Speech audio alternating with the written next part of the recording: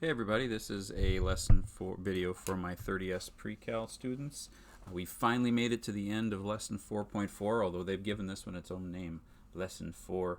I have no idea what that means, but we're about to do some problem solving. So let's get started on page 14, example 1. Maria has 25 feet of fencing, which width to make a rectangular garden. She's using the house as one side of the garden and the fence for the other three sides. She would like to have the maximum area possible. All right, so basically we'll make this, we always started these with a diagram, so we'll make this her house, the side of her house, which means that her garden is going to be something like this, some sort of rectangular or squarish shape, which means that we have a length and a width. And of course, area is equal to length times width.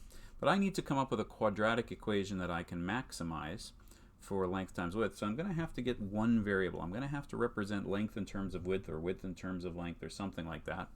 And here's how I'm going to do it. She has 25 meters of fencing. So if I call this distance here x, 25 meters of fencing, that means it's a rectangle, so this has to be x as well.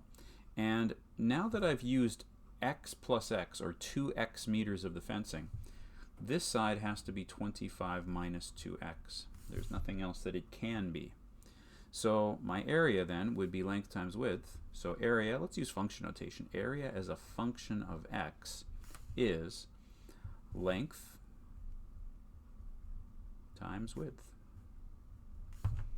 And from there I can turn that into a quadratic equation, which will be negative 2x squared plus 25. And that's good news, because remember, from a graphing perspective, a negative a value means that the parabola that we're getting from this is upside down, which is a good thing because that means it has a maximum. So I can find a maximum here. All right, what do I need though? What is the maximum? Well, the maximum is going to be the y coordinate of the vertex of this equation. So I need to know its vertex.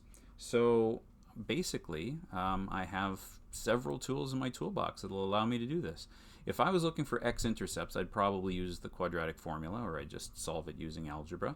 But I'm actually looking for the vertex. So I have kind of completing the square, or I have the minus b over 2a formula. I think I'm going to use that one.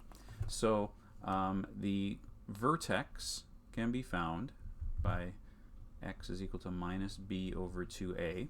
And oh, I just realized I lost the x on that number. 25 times x is 25x. Some of you probably noticed that and you're going, ah, I lost an x. I just noticed it. Okay, so that would mean that this, of course, is my a value and this is my b value. So the x coordinate of the vertex is minus 25 over 2 times negative 2, which is 25 fourths. Okay, so now I'm going to have to find the y coordinate, right? The y coordinate is the maximum. So the maximum is, of course, the y coordinate. That's my shorthand way of saying coordinate because I ran out of room. Coordi. And I'm going to plug this number back into the formula to find the maximum area. So the area maximum is going to be negative 2 times 25 fourths squared plus 25 times 25 fourths. Okay, so let's see what we get when we do that. Let's see, we can use a calculator for this. This particular branch of the course will allow you a calculator. So we have negative 2 times, open a bracket, 25, I can use my fraction button if I want, fourths, close brackets, and squared, plus 25 times, open a bracket, 25 fourths. I actually don't know if I needed that second bracket, but good enough. And I get, let's change that to a decimal, since this is something that involves measurement, 78.125. So the area here, the maximum area, is 78.125. Okay, and so that is the maximum area, but of course I kind of need the actual dimensions. So let's go back, and the dimensions actually are over here at x, right? Remember that x was my width, so my width is 25 fourths. I don't think I need a calculator for that. That's 6 1/4, so 6.25 meters.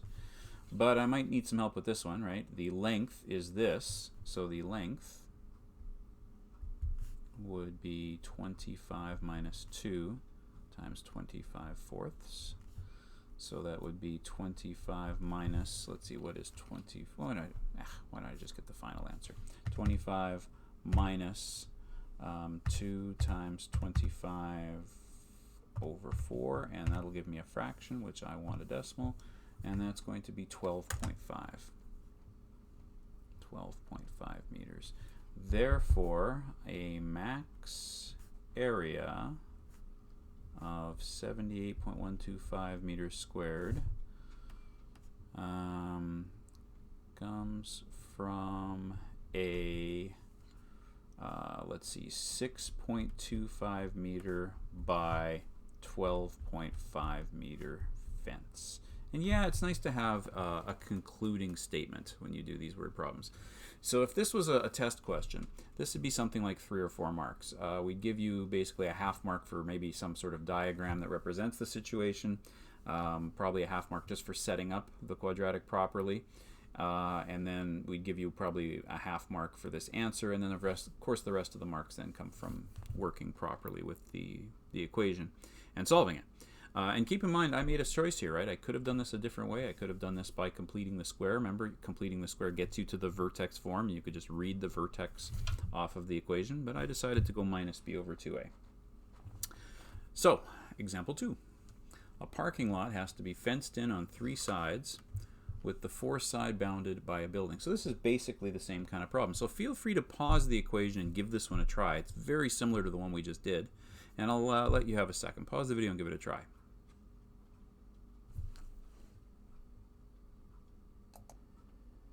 And is that what you got? You made yourself a little diagram, realized that again, if you use X amount of the fencing on the 2 sides, the side that's remaining will be 400 minus 2x. And when you find the area, that is of course length times width, or length times width, whichever order you did it in. And this should be the quadratic equation you come up with. You know what, just to be different this time, I think I will do this by completing the square instead of minus b over 2a.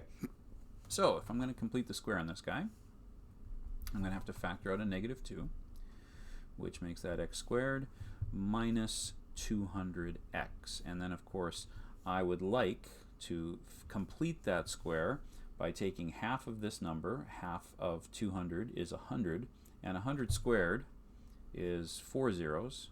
1, 2, 3, 4. But, of course, I added negative 2 times this number, so I have to add positive 2 times that number to cancel it out. So there we go. Square completed. And we have negative 2 times x minus 100 all squared plus 20,000. And so that means my vertex is 100 comma 20,000, which means that therefore a max area of 20,000 meters squared, and that's really the answer, right? It said this time, what is the maximum area? It didn't care about the dimensions, so there it is. That's basically done. If it did ask for the dimensions, no problem. It's 100 that way, because x is 100, and then 400 minus 200 is 200. So it's 100 by 200 is basically what you have. But it didn't want the dimensions, it wanted the area. Always important to read what the question actually wants you to do. Okay, so there's page 14 done. Let's move on to page 15. Different type of problem this time. A projectile problem. You physics types will find this quite interesting. We've talked about this before. Basically, any object that is made a projectile, that means it's thrown, flung, launched, and gravity is affecting it, its path will be a parabolic path, which means a quadratic equation will represent it. So the height in meters of a ball thrown from the outfield is given by the equation h equals 2 plus 30t minus 5t squared, where t is the time in seconds. Calculate the maximum height reached by the ball. So once again, what I want here is I want the y coordinate of the vertex. So I'm going to write that down. I'm looking for y coordinate of the vertex. Always nice to read the whole problem. What else do they want? How long does it take to achieve the maximum height? Well, you know what? That's actually the x coordinate of the vertex. So that's kind of cool. And so let's, actually in this case it's easier to find b than it is to find a, so why don't we do that first. Once again, I think I'm going to use the minus b over 2a, but again I could complete the square if I wanted. It doesn't really matter. So x here, the x coordinate is minus b over 2a. Careful, this is of course being written kind of backwards. Let me put it in forwards. Ax squared plus bx plus c version. So the b value is of course 30, so I have negative 30 over 2 times negative 5. A is negative 5. So that's 30 divided by 10, so that's actually 3. So there's my answer. It's 3 seconds, right? H is in seconds. Yep, t is time in seconds. So 3 seconds is my answer for B. For A, I'm going to have to take this 3 value and plug it into the equation. For T, oops, I said I was going to put a 3 in there, and then I left it as a T, sorry. Minus 5 times 3 squared. So that's 2 plus 90 minus 45, which is 47 meters, and so there we go. The maximum height reached is 47 meters. Therefore, the ball reached a max height of 47 meters. There we go. So there's example 1 for type 2. Example 2, more of the same. Once again, why don't you pause the video and see if you can get the same answer I'm about to get when I snap my fingers. There we go. So did you get, I accidentally did the B part up here. I forgot that they kind of asked it backwards as I started working. So but of course you need the B part to get the A part. So maybe they just asked it in a backwards order just to mess with you. So anyway, I found that the x coordinate of the vertex is 3 seconds. So I plugged that into the original equation, and I got 44.1 meters. I would almost always use the minus b over 2a technique when I see decimals I got to work with in the equation. Although the fact that it turned out to be exactly 3 means that 4.9 is in fact 3 times that number, and you get 29.4. But I guess that might be kind of, or actually I guess it'd be 6 times that, you get 29.4. But I don't think I'd have noticed that just looking at the decimals. So when I see decimals, I almost always go to the easier strategy that's less complicated for calculation-wise, which is to use the minus b over 2a trick. But keep in mind, your toolbox has more than one tool in it. All right, type 3 is what we call just number problems. These don't even really, for me, work as word problems. It's just find an unknown number, but they are still kind of fun to do. So let's see if we can do this one. Find 2 numbers whose difference is 9 and the product is a minimum. So I could call the 2 numbers x and y. So let the 2 numbers be x and y. Oops, x and y. But the problem, of course, with having x and y is that I can't really have 2 different variables in my quadratic and still be able to solve it. So these 2 numbers have a difference of 9. So x minus y is 9. So I guess I'm just assuming y is the smaller of the 2. It really wouldn't matter. So x minus y is 9, which means that I can say that x is equal to y plus 9. And that means that, of course, my product would be, well, the product, and I'm trying to minimize that product, so the product is xy. But I've just figured out that x can be replaced by y plus 9. So there we go. Now if I replace this x with y plus 9, I don't have 2 different variables on that side of the equation anymore. So my product is y squared plus 9y.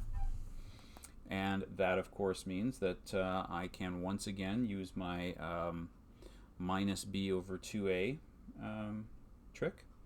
And so let's see. So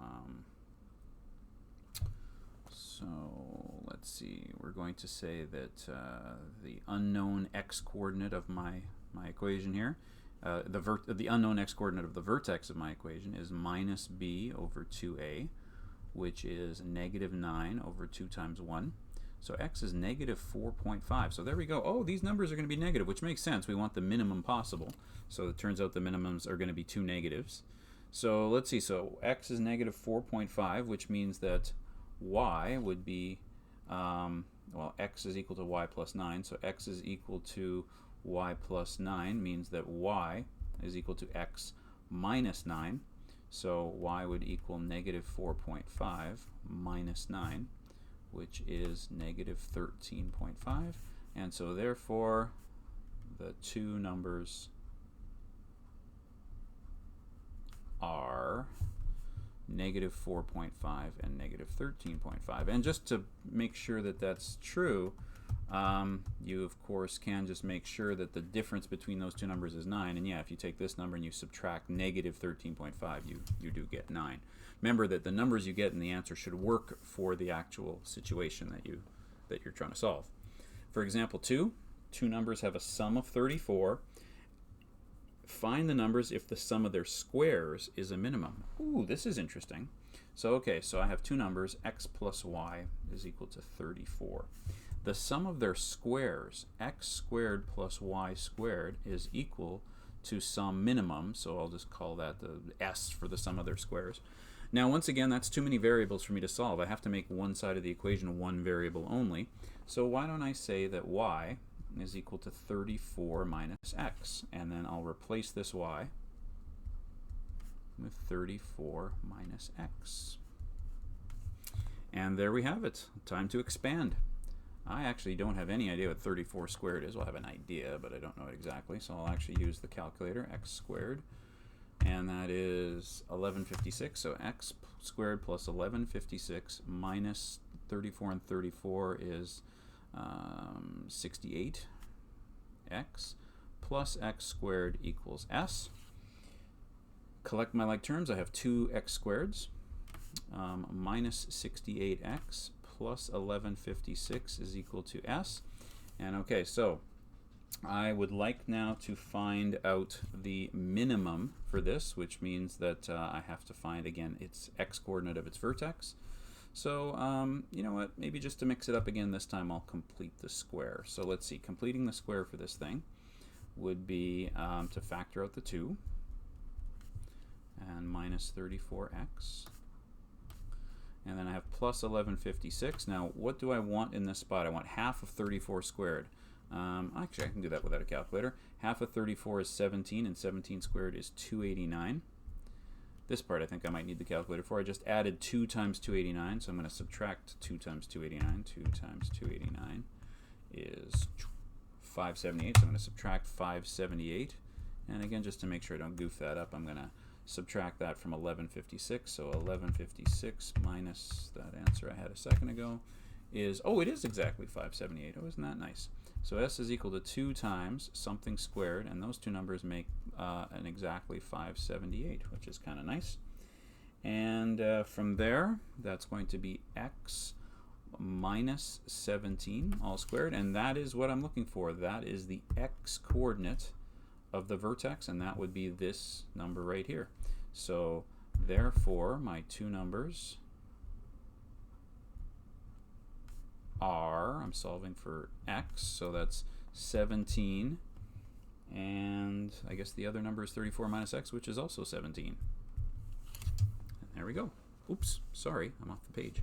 So the two numbers are 17 and 17. They're both the same number. Cool. Okay, so that's a couple of number problems.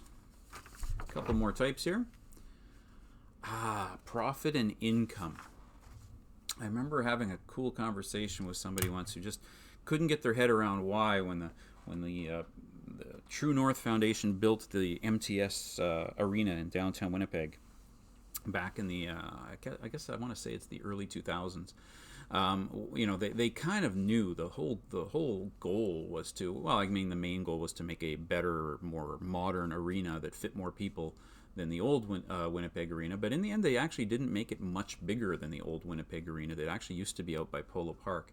And the goal was to make a better arena for the city, and like all business ventures, the goal is to make money so that you can bring concerts into town and stuff. But I think they made that building with the express desire that someday they'd bring the Winnipeg Jets NHL team back to town. And of course, the building was operational for, I don't know, about 15 years, and they managed to do it. They bought the Atlanta Thrashers and moved them to Winnipeg. But I remember the head of True North Enterprises, Mark Chipman, being asked, why didn't you make a bigger building? If you built this building to hold the Winnipeg Jets, you're the smallest arena in the entire professional National Hockey League. Why didn't you make a bigger building to have more seats? And he said something along the lines of, we had a lot of actuaries and accounting experts look at what the best venue is, the best building is for our market size, and we came up with this. And I remember talking to people, and they just couldn't get their head around, why not just build a much bigger building so you could have twice as many of the cheap seats? And this kind of math actually shows you why that kind of thinking doesn't work. If there's too many cheap seats, nobody will want to fill up the expensive seats. So you have to kind of come up with a balance. Here's an example of the type of problem that has this kind of balance problem. Computer software programs are sold to students for $20 each. So you've signed up for a course and you got to pay $20 for the program that's running it. This is a very university kind of a problem. 300 students are willing to buy them at that price, but every $5 increase in price leads you to 30 fewer students willing to buy the software. So that's where, again, like Mark Chipman, he would have sent out, he would have hired an actuary who would have sent out people to take questionnaires like, would you go see a Jets game if the price of the ticket was this much money or this much money? And they would have done the market research. This is the same kind of problem.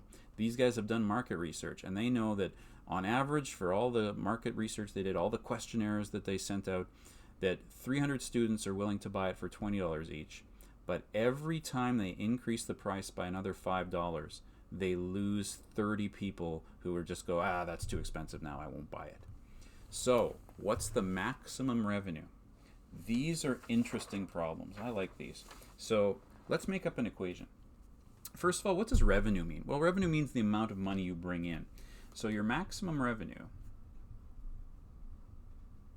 is going to equal two things. It's going to equal the cost of your product, how much money it costs, and times the number of them you sell. That's a number symbol. In the days before hashtag, that just meant number. So basically, your revenue is how much it costs times how many you sell. And those two things are going to multiply together. X, I'm going to define my X here without a diagram, I'll just write it in words. X is going to equal the number of price increases. So every time we increase the price, we're talking about breaking the increases down into chunks of $5. So if X is 1, that's a $5 price increase. If X is 2, that's a $10 price increase. If X is 3, that's a $15 price increase. So hopefully that makes some sense to you. So my max revenue, I'll use M for max, is the cost. Now what does it cost? Well, it costs $20, but I'm going to increase the price by 5x, right? So again, if X is 1, I've increased it, it's now $25. If X is 2, I've increased it to $30 because the increase is always 5 times X. And the number I sell, well, remember, if I leave things alone, I'll sell 300. But every time I increase by $5, or I increase it by that $5 chunk, I lose 30 customers. So there it is, 30 times the number of increases. That is my equation. So what kind of an equation is this? Well, it's a quadratic, because as you can see, you're going to have an x squared. I'm going to have to FOIL that out. And I don't know why my video is very glitchy all of a sudden. Okay, hold on a sec. There we go. Oh, glitch, glitch, glitch, glitch. There, I closed a few windows. Are we better? I think we're better. Okay, sorry about that. Okay, so 20 times 300 is 6,000. 20 times negative 30 is minus 600, but that's got an x on it. 5 times 300 is 1,500, but that's got an x on it, and it's a positive. And 5 times 30 is 150, but it's negative, and of course x times x is x squared. So I'm foiling this note because the numbers are big, so I usually skip this step when I foil, but when numbers are this big, I don't want to goof them up. So rearranging that into a nice equation, I get negative 150x squared plus 900x plus 6,000, and that's a good equation that I can use. There's a, there's b, there's c, and the numbers are big. I don't feel like completing the square with numbers this big, so I'll use my formula minus b over 2a.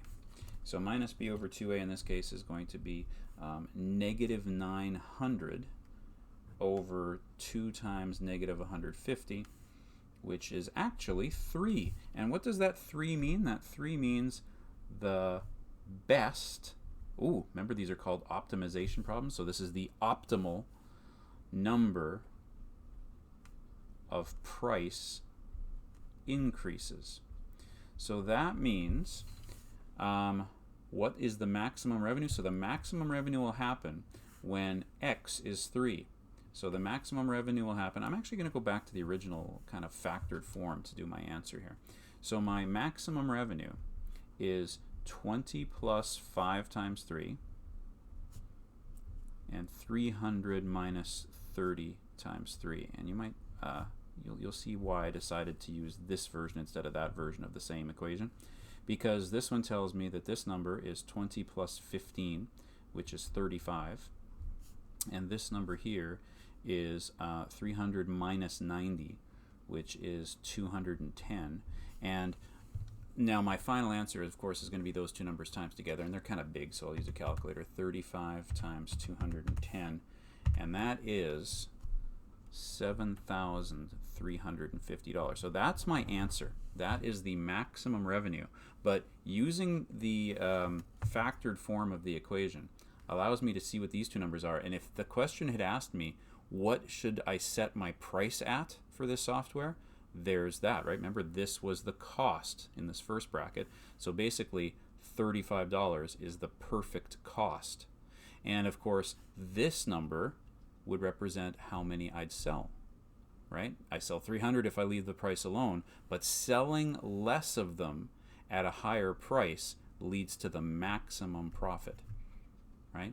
I could sell, I could sell a lot more of them if it was cheaper, but I wouldn't make as much money. This is, according to my my data, my research into the market, this is the maximum profit I can get by having this be my price and that be the number I sold. And this is how most of the business world sets prices for anything. A good example, again, would be how do they figure out how much to set the popcorn prices at the movie theater? It seems like an enormous amount of money for me to, like, really, I'm going to spend 12 bucks on a tub of popcorn? Well, I'm probably not going to. So, but the market research they've done has shown that there's enough people who will, that's the price to set it at to maximize profit. So if you're ever wondering why do you need something like calculus to go to the Asper School of Business at the university level, it's because they want people to be able to do this kind of math. And it gets much more complicated than this. This is a simple, only one variable kind of a situation. As soon as you get into multiple variables, you need linear algebra and you need calculus to figure things out.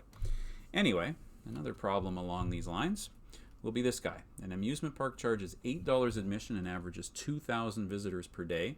A survey shows that for every $1 increase in admission costs, 1,000 fewer people would visit the park. So once again, the maximum revenue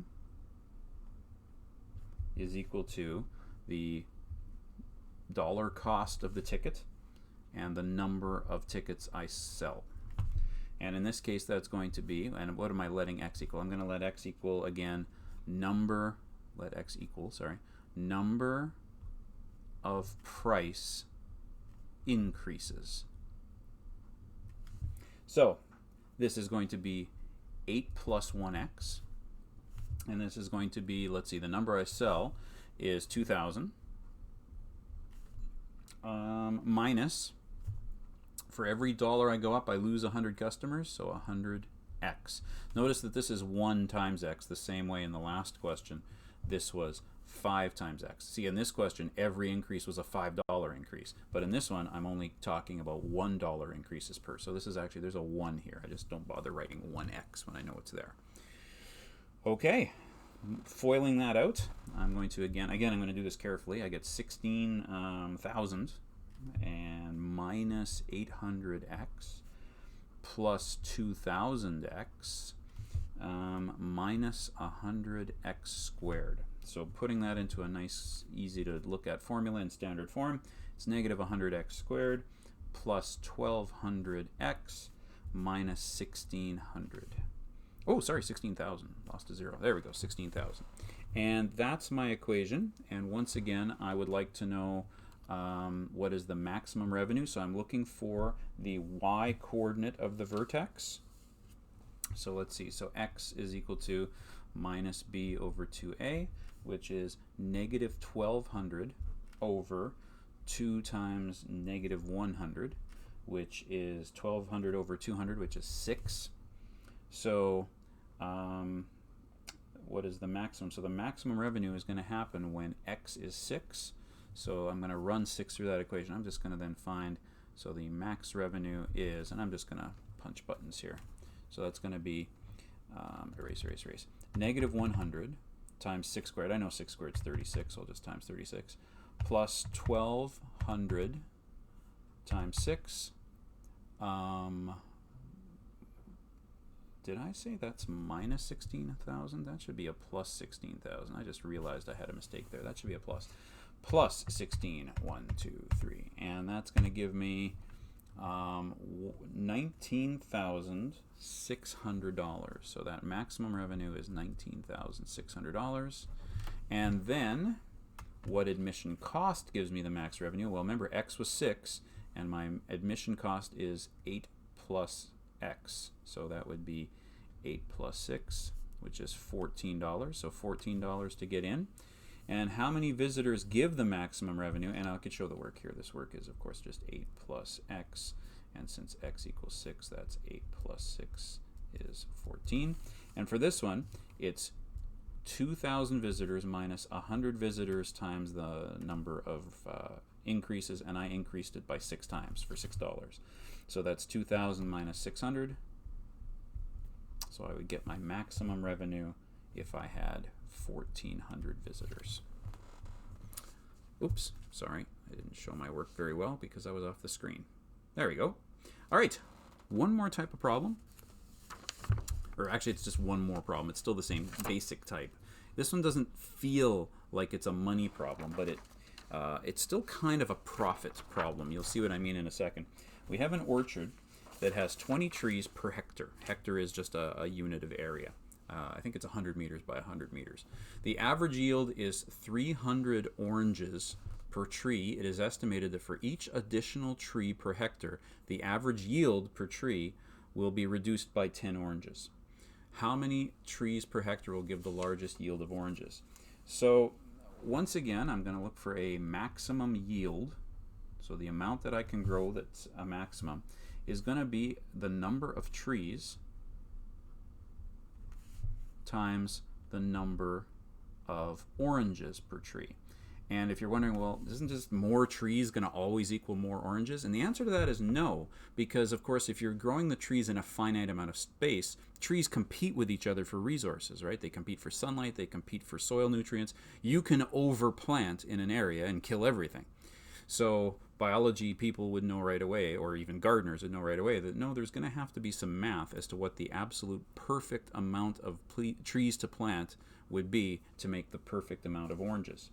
So my maximum yield is number of trees times number of oranges per trees. Now again, every tree I plant causes all of the trees to lose 10 oranges. So first of all, we're planting 20 trees plus some number x, where again I'm going to say let x equal number of added trees. So we start by saying that if we have 20 right now, I'm adding x trees. But every x I add loses 10 oranges. So this should actually say number of oranges per tree. Can you add that number of oranges per tree? I kind of didn't make that clear. So the number of oranges per tree right now is about 300, but I lose 10 oranges per tree for every tree I plant, so that's 300 minus 10x. So once again, we got to FOIL that out. 6,000 minus 200x plus 300x minus 10x squared. And rearrange that into a nice equation, minus 10x squared. And minus 10x squared plus 100x plus 6,000. Looking good. I'll use that formula again. X equals minus b over 2a. So x is equal to negative 100 over 2 times negative 10, which is 100 over 20, which is 5. So basically, that means that the number of trees should be 20 plus 5, because I found out that x is 5. It's 25. And the, let's see, so how many trees per hectare will give us the largest yield? Well, that's it. That's actually the answer, 25. Therefore, 25 trees per hectare gives the largest yield. And if you wanted to know what that largest yield was, all you have to do is take that 5 number and plug it in right there. So it'd be 300 minus 50, so that'd be 250. So rather than having only 20 trees give you 300 oranges each, having 25 trees give you 250 oranges each is going to give you 250 from there, going to give you the most oranges. And if you wanted to know what that largest number is, you just have to actually run 5 through this equation. And if you do, the largest yield is, let's see, that would be, largest yield, that would be plugging a 5 in there, that'd be negative 250 plus 500 plus 6,000, which is 6,250 oranges. And there we have it. There's our word problems. Good luck with the ones that we're going to give you to practice.